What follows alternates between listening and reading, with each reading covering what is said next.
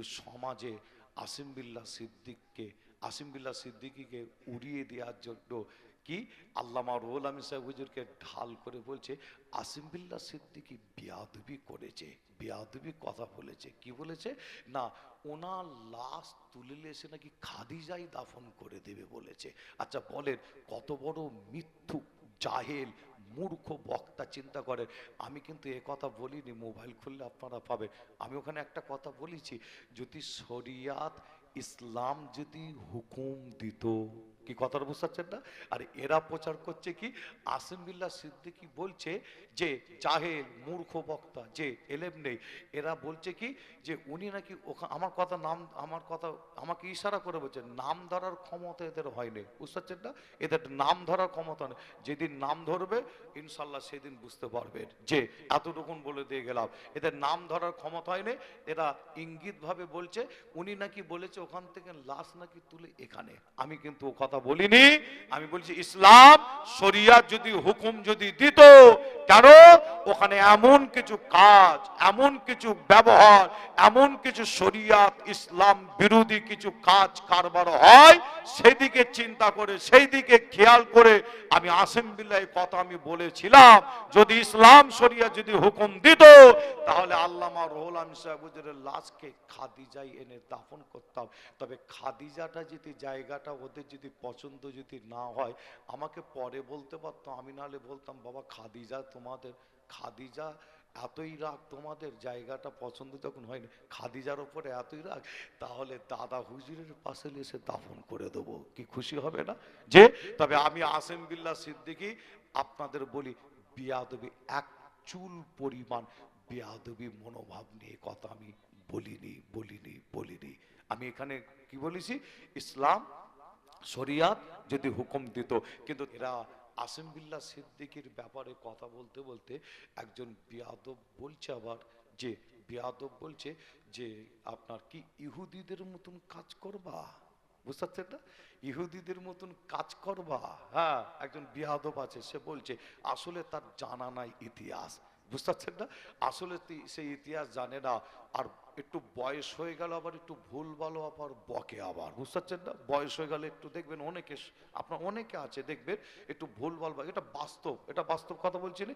আর আপনার কোথা থেকে কোথা তুলনা করছে দেখেন। আবার এরা আবার বলে দাদা হুজুরের আওলাদদের সাথে কি বিয়াদবি কি করা যাবে না। এরা আবার দাদা হুজুর আওলাদদের মাঝে মধ্যে আবার ঢাল করা, আবার বলে বিয়াদবি করা যাবে না।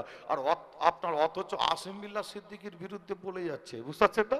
হ্যাঁ, তাহলে আমি দাদা হুজুর আওলাদদের মনে হয় বাইরে, খাতার বাইরে করে দিয়েছে নাকি কি জানি, বুঝতে পারছেন না? হ্যাঁ হ্যাঁ, যাই হোক, তবে আপনাদের ছোট ভাই ছেলে হিসাবে জানায় যে তারা মনে হয় ভেবেছে যে ইনি মনে হয় দাদা হুজুর আওলাদের মনে হয় বাইরে, একদম বাইরে করে দেবে মনে হয়, যা ভাবে এরা পিছনে লেগেছে, বুঝতে পারছেন না? কিছু জন যেভাবে পিছনে লেগেছে চতুর্দিক থেকে। তবে আসিম বিল্লাহ সিদ্দিকী আপনাদের জানাই আমি এমনই একজন ছেলে, অহংকার করছি না, আল্লাহ রহমত, নবীর কদমের ওসিলা, আমার আব্বা আম্মা জানের দোয়া, দাদা পীরের দোয়া, পাঁচ দাদু জানের দোয়া, আল্লাহর ওলিদের দোয়া, একাই যদি দাঁড়িয়ে থাকি না আমার সামনে আসার সাহস কেউ করে না। এতটুকুন কথা বলে দিলাম। ফুরফুরা শরীফে একা যদি দাঁড়িয়ে থাকে, একা, কারো প্রয়োজন পড়ে না। একা যদি দাঁড়িয়ে থাকি কথা বলো তো দূরে কথা, সামনে এসে দাঁড়ানোর সাহস হয় না। ফুরফুরা দরবার শরীফে যান বা কোনো একটি জায়গায় আমাকে পার্সোনাল ডেকে আমাকে কানে কানে বা আপনি বলুন যে ভাইজান আপনার এটা ভুল হচ্ছে, এই কথাটা আপনার ভুল হচ্ছে। যে আমি যদি আসিম বিল্লাহ সিদ্দিকী আপনার কথাটা শুনে যদি চিন্তা করে আমি যদি মনে করি না আমার ভুল হয়েছে, তাহলে আমি সেটাকে পরিবর্তন করে নেব, সংশোধন করে নেব, যে এই ভুল কথাটা তাহলে আর অন্য কোনো জায়গায় আমি আর বলবো না, তাই তো নাকি? তাহলে আপনি আমার একটা ভুল ধরিয়ে দিয়ে উপকার করলেন না ক্ষতি করলেন? উপকার না ক্ষতি করলেন? উপকার করলেন, তাই তো নাকি? তাহলে আমি আজও বলছি, এবং সোশ্যাল মিডিয়া, এখানে সোশ্যাল মিডিয়া অনেক আছে, আমি আপনার যেনারা সোশ্যাল মিডিয়াও শুনছেন এবং আপনাদের প্রত্যেককে বলছি যে আপনার আসিম বিল্লাহ সিদ্দিকী যদি মনে হয় ভুল আসেন না, আপনাদের দাওয়াত করছি আমার বাড়িতে, একটু মেহমানদারি হয়ে যাবেন আমার বাড়িতে, তাই তো নাকি? আমার বাড়িতে একদিন মেহমানদারি হয়ে আমাকে একটু বুঝিয়ে দিয়ে যান না, আমি ভুল করছি না ঠিক করছি, একটু বুঝিয়ে দিয়ে যান না, ঠিক না ভুল? যদি ভুল আমাকে যদি বুঝিয়ে দিয়ে যেতে পারেন তাহলে আপনার কথাটা অবশ্যই মেনে নেব, ঠিক না ভুল? এই তো মাশাআল্লাহ। যে আর আপনি তা না করে যে আসিম বিল্লাহ সিদ্দিকীর ব্যাপারে অনেকে আবার আসিম বিল্লাহ সিদ্দিকীর ব্যাপারে ডাইরেক্ট আপনার মাইকে যে মুখ খুলছে দেখবেন ইশারা ইঙ্গিত দিয়ে, বুঝতে পারছেন না? অনেক দূর থেকে ইশারা ইঙ্গিত দিয়ে আসিম বিল্লাহর ব্যাপারে কিন্তু ইঙ্গিত দিয়ে কথা বলছে।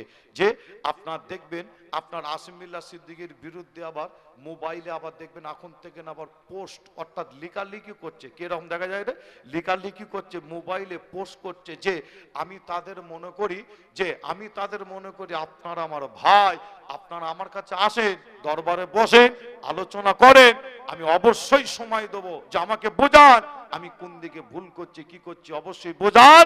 আর যদি আপনি না এসে, যদি আপনি আমাকে না বুঝিয়ে আমার কাছে এসে আমার কাছে যদি না বসে যদি মোবাইলে ফেসবুকে বিভিন্ন জায়গায় এইভাবে যদি আমার বিরোধিতা করেন, আমি আল্লাহর দরবারে দাবি রাখলাম কিয়ামতের দিনে জবাব দিতে হবে, দাদা হুজুরের সামনে ধরবো, কিয়ামতের দিনে দাদা হুজুরের সামনে ধরবো।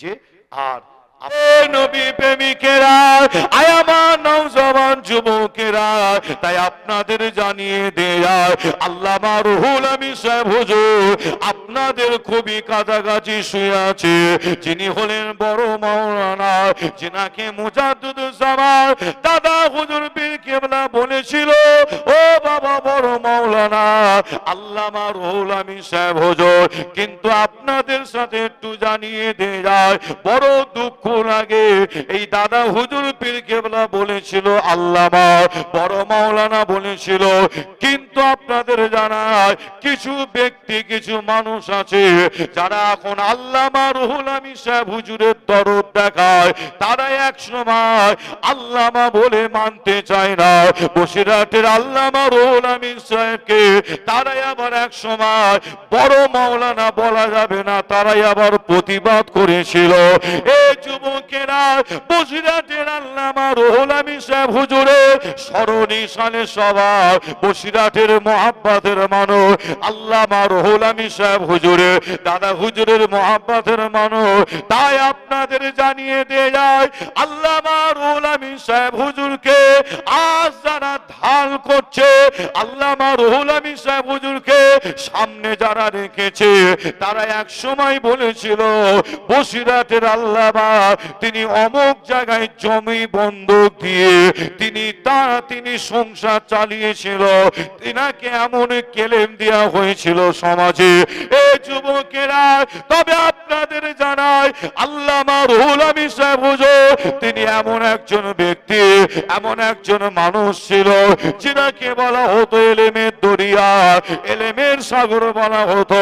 যখন আল্লামা রুহুল আমিন সাহেব হুজুরকে ফুরফুরা পীর আবু বাক্কার দাদা হুজুর দেখতে, এই দেখার সাথে সাথে ফুরফুরা পীর আবু বাক্কার উঠে দাঁড়িয়ে সম্মান করিতে।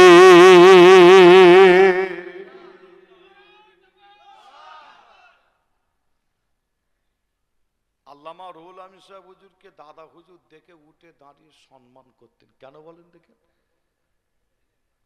আপনারা একবার নাই অনেক ওলামা হযরতদের জবান থেকে শুনেছেন যে বসিরহাট আল্লামা রুহুল আমিন সাহেব হুজুর বলতেন, হুজুর আপনি আমার পীর, আপনি আমাকে দেখে উঠে পড়েন, আমাকে একটু লজ্জা লাগে, লাগবে না? অবশ্যই, তাই তো নাকি? পীর দাদা হুজুর ফুরফুরা পীর আবু বকর দাদা হুজুর বলতেন কি জানেন, বাবা রুহুল আমিন আমি তোমাকে দেখে উঠিনি গো, তোমার মধ্যে যে এলেমটা আছে সেই এলেমকে দেখে আমি আবু বকর উঠে দাঁড়িয়ে পড়ি। জোরে বলো, আরো জোরে হবে না? যে আজ তারা আল্লামা রুহুল আমিন সাহেব হুজুরকে যে ওই রকম একজন ব্যক্তি, ওই রকম একজন মানুষ, ওই রকম একজন আল্লাহর ওলিকে সামনে রেখে তারা আজকে আবার সমাজে ভালো হওয়ার চেষ্টা করছে। কিন্তু আপনারা মোবাইলে দেখলে আপনারা পাবেন, আর আগেকারের এরকম হ্যান্ডবিল পোস্টার বই হাজারো খুঁজলে আপনারা পাবেন, মানুষের কাছে তোলা আছে তিনার বিরুদ্ধে কত ইস্তেহার, কত হ্যান্ডবিল, কত কি ছাড়া হয়েছিল, তিনাকে কত ছোট বড় কথা বলা হয়েছিল, গালাগালি পর্যন্ত করা হয়েছিল, যে এমনও কথা বলা হয়েছে যে তিনি যখন মারা যাচ্ছেন, ইন্তেকাল করছেন, যে ইমান হারা হয়ে মারা যাচ্ছিল, যে ফুরফুরা শরীফ থেকে কোন একজন হুজুর গিয়ে ভয়েস দিয়েছে, তারপরে আল্লামা রুহুল আমিন সাহেব হুজুর এলেম নাকি আবার ফিরে পেয়েছে। জোরে বলুন নাউজুবিল্লাহ, আরো জোরে হবে না? যে যে এই সমস্ত কথা বলেছে, একটা সময় রেকর্ড আছে, বহু মানুষ জানে, যে এমন কি বলা হয়েছে তিনি যখন নাকি ইন্তেকাল করছেন, দুনিয়া থেকে বিদায় নিচ্ছে, ঈমান হারা হয়ে নাকি যাচ্ছিল। বলবেন না নাউজুবিল্লাহ, আরো জোরে হবে না? চিন্তা করেন কত বড় কথা।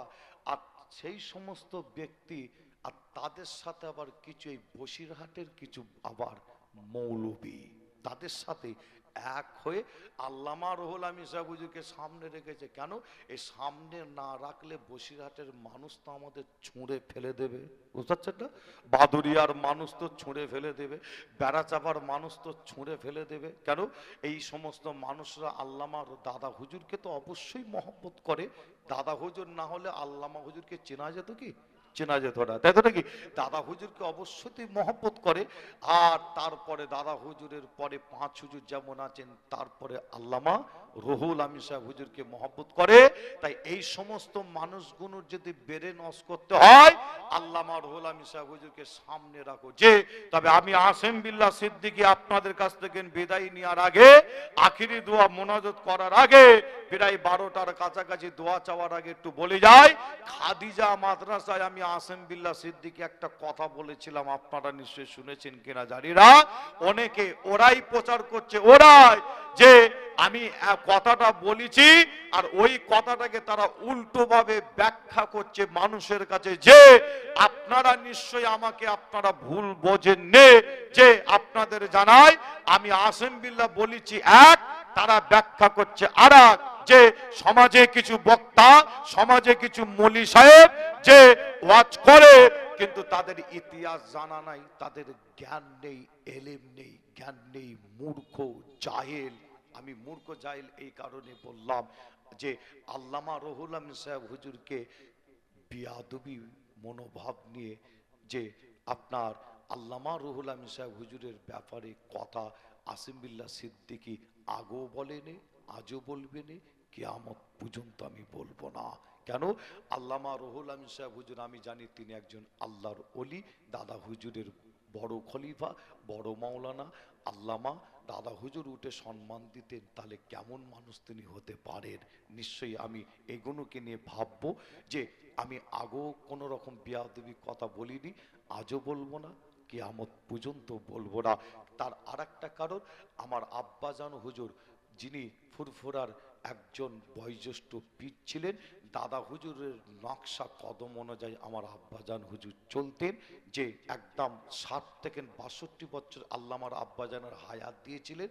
দাদা হুজুরের নকশা কদম অনুযায়ী কেমন চলতো একটা উদাহরণ দিলে বুঝতে পারবেন। এই 60 থেকে 62 বছর বয়স আল্লাহ দিয়েছিলেন, শুধু ভারত নয় বাংলাদেশেও তিনি খেদমত করেছেন। আমাদের মতন আয়েশ আরাম করে এরকম গাড়ি চেপে তিনি ঘুরেছেন যে না, বাসে করে ট্রেনে করে তিনি টেকারে করে হেঁটে পায়ে হেঁটে এইভাবে তিনি দাদা হুজুরের নকশা কদম অনুযায়ী চলেছেন। যে তিনি এমন একজন মানুষ ছিলেন, আমার আব্বাজান হুজুর তিনি যখন ইন্তেকাল করেন, ইন্তেকালের পরে 2 মসজিদের মুসল্লিরা তর্ক বিতর্ক শুরু করে। দাদা হুজুরের মাজারের পাশে মসজিদ, ওখানকারের মুসল্লি, ছোট হুজুরের মাজারের পাশে মসজিদ, ওখানকারের মুসল্লি তর্ক বিতর্ক শুরু করে। কি তর্ক বিতর্ক? যে আমার আব্বাজান হুজুরকে একই টাইমে একই সময় ঈশান নামাজ দুটো মসজিদে একই টাইমে হয়, আর এই দুটো মসজিদে আব্বাজান হুজুরকে একই টাইমে একই সময় নামাজ পড়তে দেখা যায়। জোরে বলুন, আরো জোরে হবে না? 2 মসজিদের মুসল্লিরা তর্ক বিতর্ক করে, কেউ বলে না এখানে হুজুর পড়েছে আমি নিজে দেখেছি, আবার কেউ বলছে না হুজুর এই মসজিদে নামাজ পড়েছে আমি নিজে দেখেছি, আবার কেউ বলছে আমার পাশে দাঁড়িয়ে নামাজ পড়েছে। যে আপনারা অনেকে কম বেশি শুনেছেন আব্বাজান হুজুরের কথা, যে তিনি এমন একজন ব্যক্তি ছিল, আমার আব্বাজানের সঙ্গে আমি ছোটবেলায় বাসে করে বাসে করে আল্লামা রুহুল আমিন সাহেব হুজুরের মাজার জিয়ারত কয়েকবার আব্বাজানের সাথে এসে করে গেছি, বাসে করে হুজুরের মাজারে এসে দোয়া নিয়ে গেছি। যে কিন্তু সমাজে আসিম বিল্লাহ সিদ্দিকীকে উড়িয়ে দেওয়ার জন্য কি আল্লামা রুহুল আমিন সাহেব হুজুরকে ঢাল করে বলছে আসিম বিল্লাহ সিদ্দিকী বেয়াদবি করেছে, বেয়াদবি কথা বলেছে। কি বলেছে না, ওনার লাশ তুলে এসে নাকি খাদিজাই দাফন করে দেবে বলেছে। আচ্ছা বলেন কত বড় মিথ্যুক, জাহেল, মূর্খ বক্তা। চিন্তা করেন, আমি কিন্তু এ কথা বলিনি, মোবাইল খুললে আপনারা পাবেন। আমি ওখানে একটা কথা বলেছি, যদি শরিয়াত ইসলাম যদি হুকুম দিত, কি কথাটা বুঝতে পারছেন না?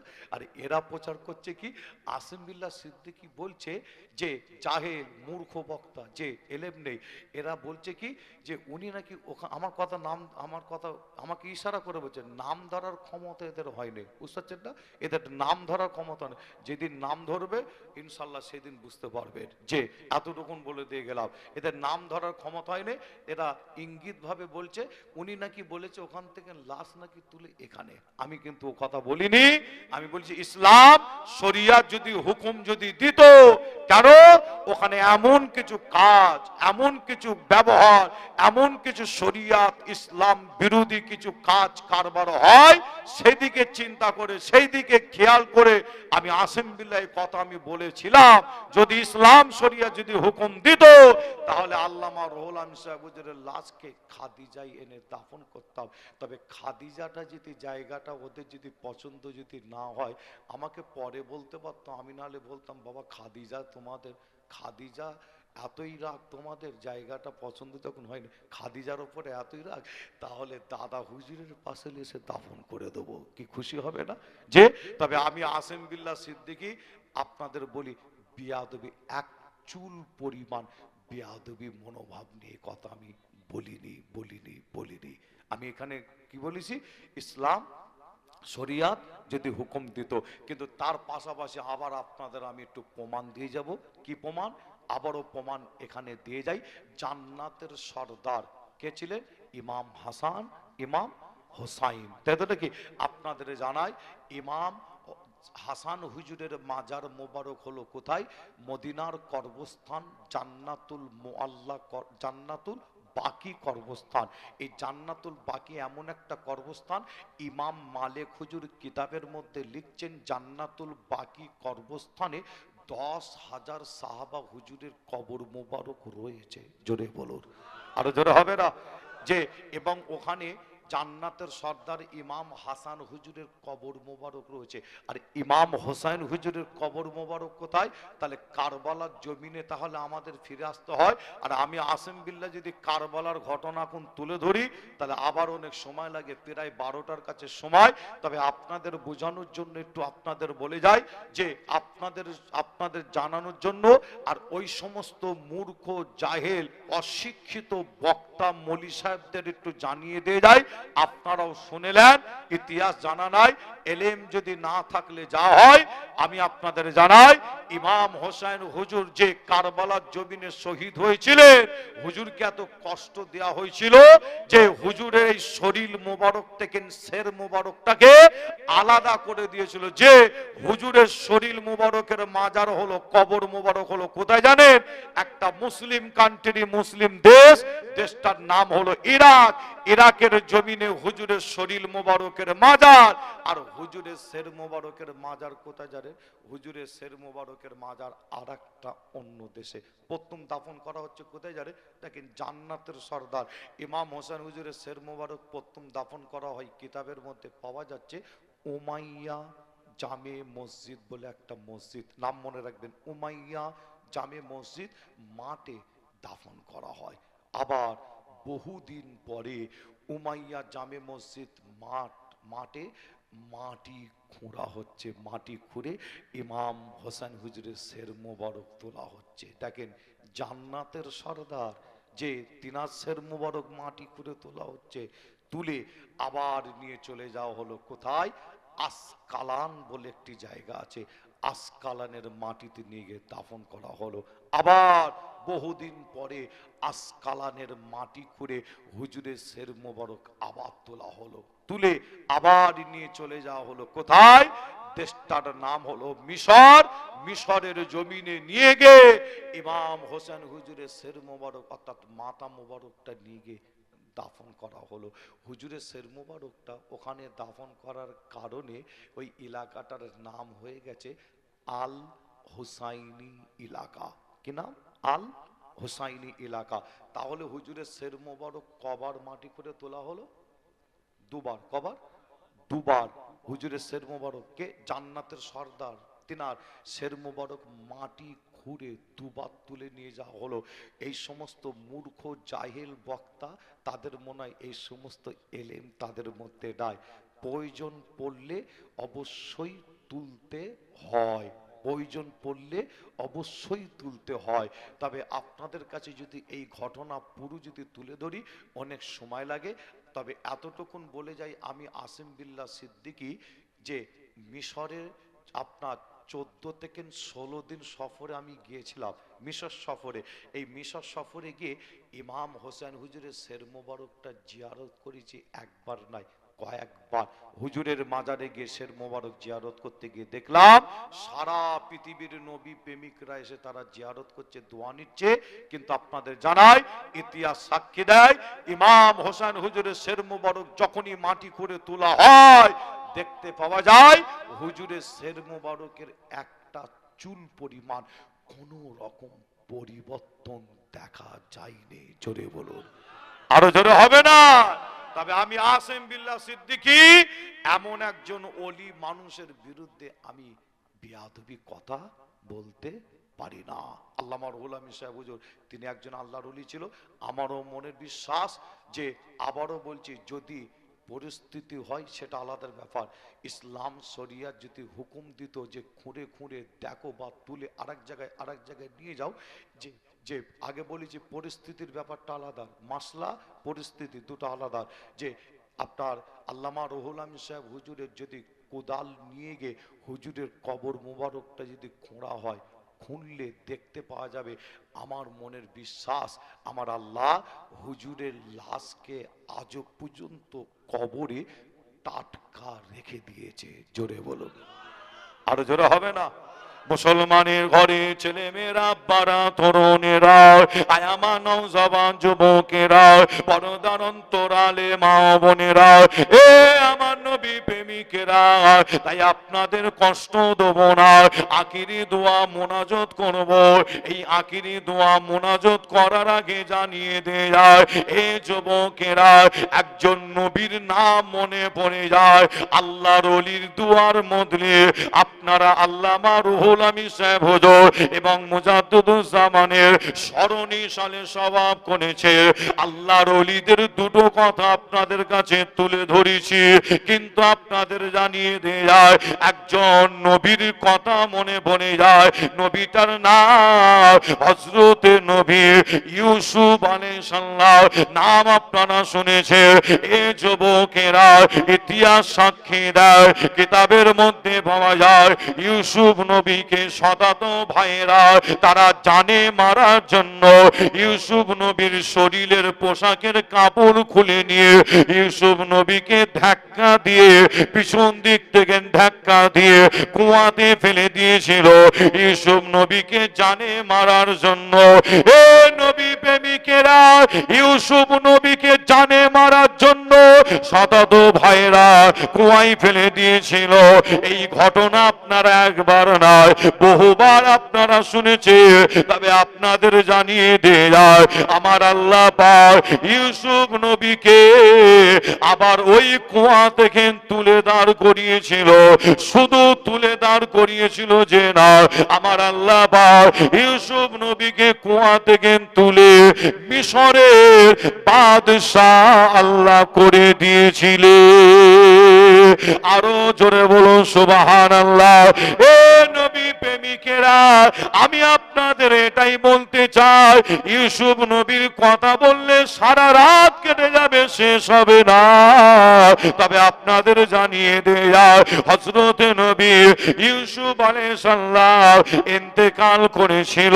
হুজুর যখন ইন্তেকাল করে মিশরের জমিনে ইন্তেকাল করে, এই মিশরের জমিনে ইন্তেকালের পরে দেখতে পাওয়া যায় মিশরের মানুষদের মধ্যে একটা দ্বন্দ্ব, একটা ঝামেলা শুরু হয়ে গেল। হুজুরের জানাজার নামাজ হয়নি, হুজুরের লাশ মোবারক রাখা আছে, নবীর লাশ মোবারক, ইউসুফ নবীর লাশ মোবারক রাখা আছে, কিন্তু মিশরের মানুষের মধ্যে একটা দ্বন্দ্ব, একটা ঝামেলা শুরু হয়ে গেল। কিসের দ্বন্দ্ব? মিশরের মানুষদের মধ্যে দেখতে পাওয়া যায় কেউ বলে ইউসুফ নবীর কবর মোবারক আমাদের এখানে হবে, কেউ বলে না না ইউসুফ নবীর কবর মোবারক আমাদের এলাকায় হবে।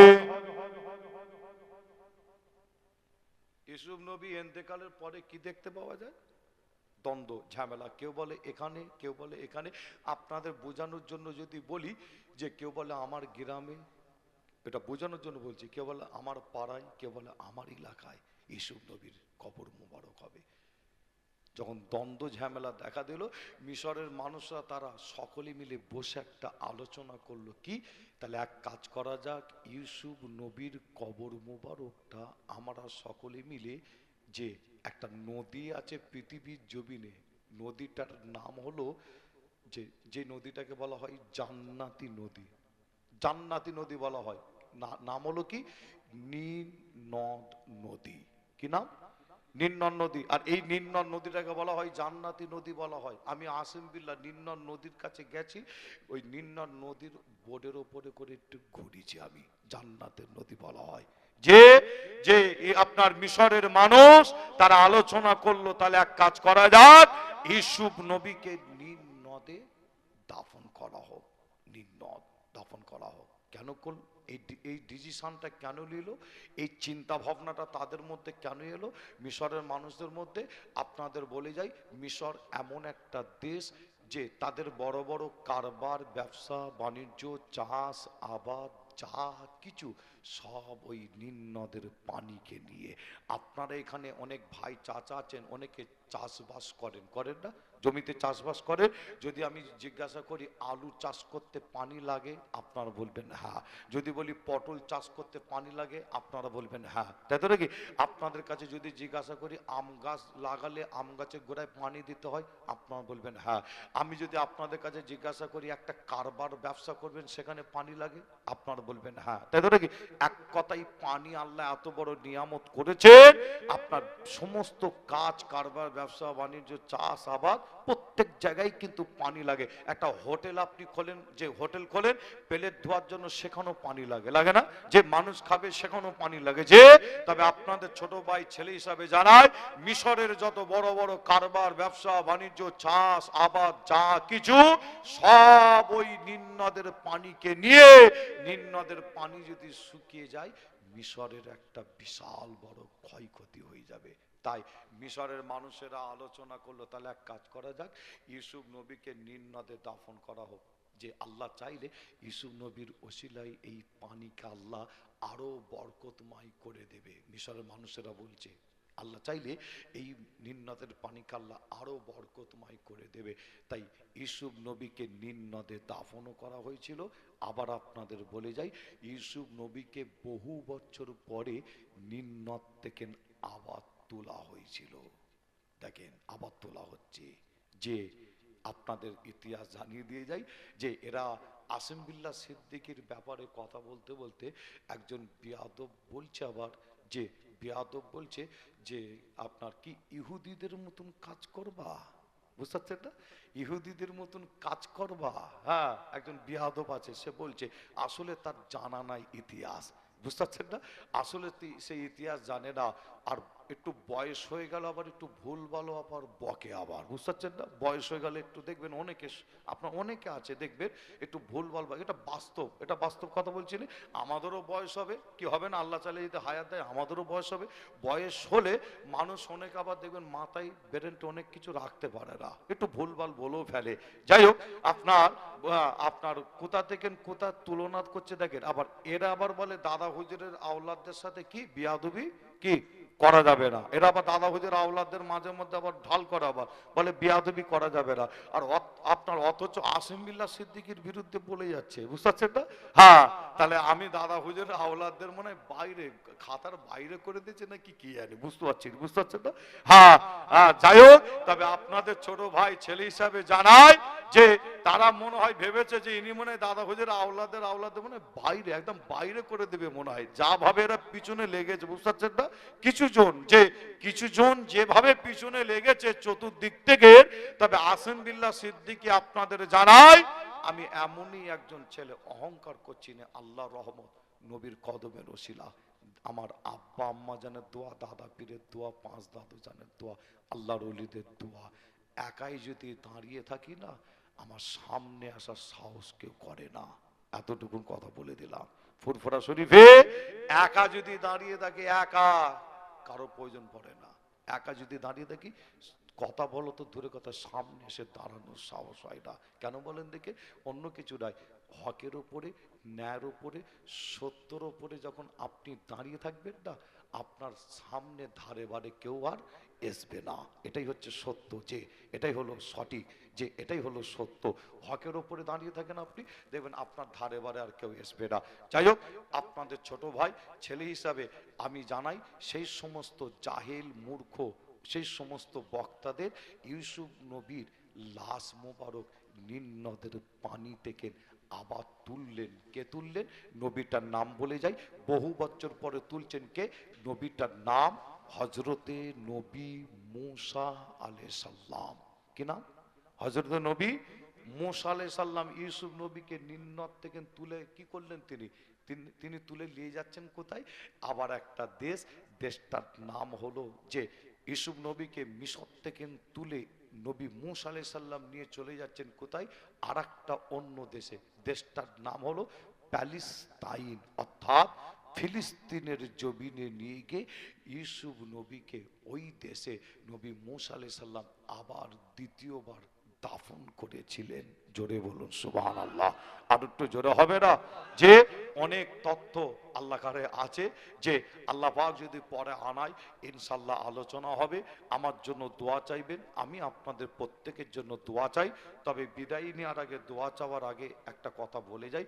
অনেক কথা বললাম, বিভিন্ন জায়গায় কথা বলি, কি বলা হয় না, 2 ঘন্টা পার হয়ে গেল কিছু কম বেশি। এই 2 ঘন্টার কথা বলতে গিয়ে কিছু কথা এমন আছে, আমার তো মানুষ, তাই তো নাকি, কিছু কথা এমন আছে যদি মনে হয় আসিম বিল্লাহ সিদ্দিকী এটা ভুল বলেছে, আসিম বিল্লাহ সিদ্দিকীর এই কথাটা মনে হয় ভুল হয়েছে, বলেন আমি আপনাদের ভাই কি ভাই নাই? কি ভাই না আপনাদের? যে আপনাদের ভাই ছেলে, যে আপনাদের উপরে পুরো পাওয়ার অধিকার দিয়ে গেলাম। কি অধিকার? পাওয়ার অধিকার এটাই দিলাম, যে যদি মনে হয় আসিম বিল্লাহ সিদ্দিকীর এটা ভুল হয়েছে, এই কথাটা বলা ভুল হয়েছে, আপনি আমার ওই ভুলটাকে ধরিয়ে দেন, পুরো পাওয়ার দিলাম। তবে এরকম জলসা মাহফিল চলাকালীন, অর্থাৎ আপনি এখানে যদি হঠাৎ করে আপনি উঠে যদি একটা করেন, একটু অন্যরকম জিনিস তৈরি হয়ে যায়। কেন? অনেক মানুষ বুঝবে না, একটা অন্যরকম হয়, তাই তো নাকি? আপনি ফুরফুরা দরবার শরীফে যান বা কোনো একটি জায়গায়, আমাকে পার্সোনাল ডেকে আমাকে কানে কানে বা আপনি বলুন যে ভাইজান আপনার এটা ভুল হচ্ছে, এই কথাটা আপনার ভুল হচ্ছে, যে আমি যদি আসিম বিল্লাহ সিদ্দিকী আপনার কথাটা শুনে যদি চিন্তা করে আমি যদি মনে করি না আমার ভুল হয়েছে, তাহলে আমি সেটাকে পরিবর্তন করে নেব, সংশোধন করে নেব, যে এই ভুল কথাটা তাহলে আর অন্য কোনো জায়গায় আমি আর বলবো না, তাই তো নাকি? তাহলে আপনি আমার একটা ভুল ধরিয়ে দিয়ে উপকার করলেন না ক্ষতি করলেন?